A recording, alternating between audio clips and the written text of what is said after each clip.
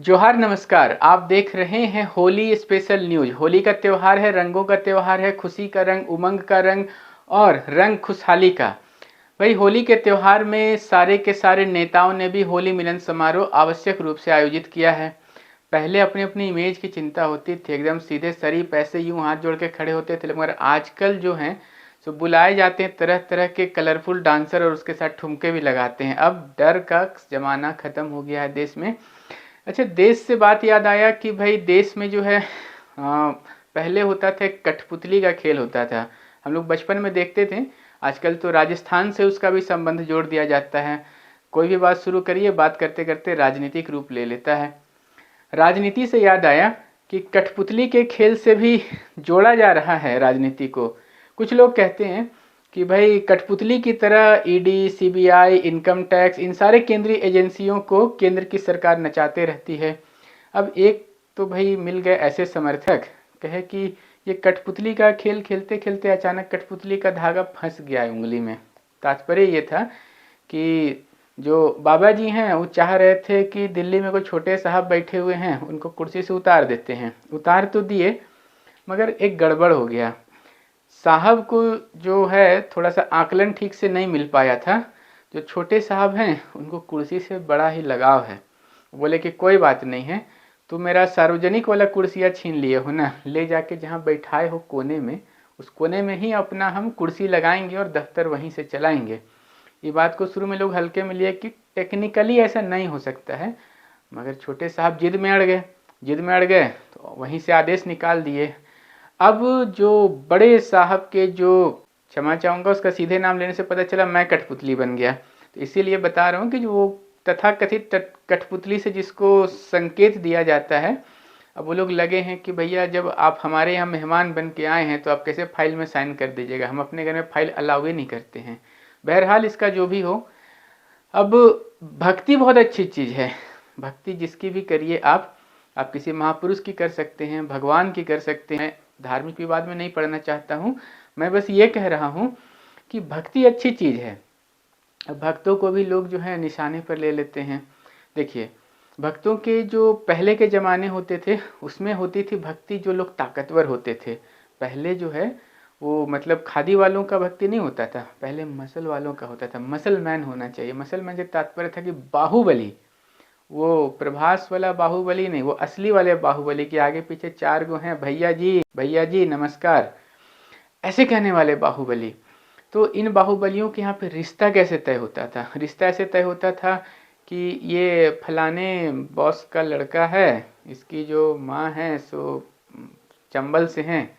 अब उसके लिए रिश्ता बहुत तेज़ी से फाइनल होता था। हाँ तो बेटा क्या करते हो? हम वो जो शर्मा जी को चाकू पड़ा था ना, और उसके बाद में सिंह जी के यहाँ पे जो डकैती हुआ था उसका जिम्मेवारी हम लेते। हाँ तो बस रिश्ता फाइनल, जिम्मेवार लड़का है भाई, जिम्मेवारी लेता है। इस तरह से तो हम चट मंगनी पट ब्याह हो जाता था। अब आजकल तो होता है कि फेसबुक पे 2 साल तक दोस्ती चली, व्हाट्सएप पे 6 महीना तक चैटिंग चला, और शादी पता चला 2 हफ्ता चला, उसके बाद फिर डाइवोर्स फाइल हो गया। अब पता नहीं क्यों ऐसा हो रहा है।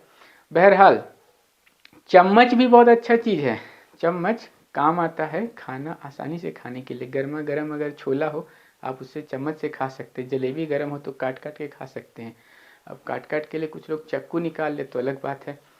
तो अब चम्मचों को भी जो है सो लिया जाता है निशाने पे, कि ले दे करके आपका एक ही वो परिवार, एक ही वो नेता है, और वो भी कोई कर्म का नहीं है।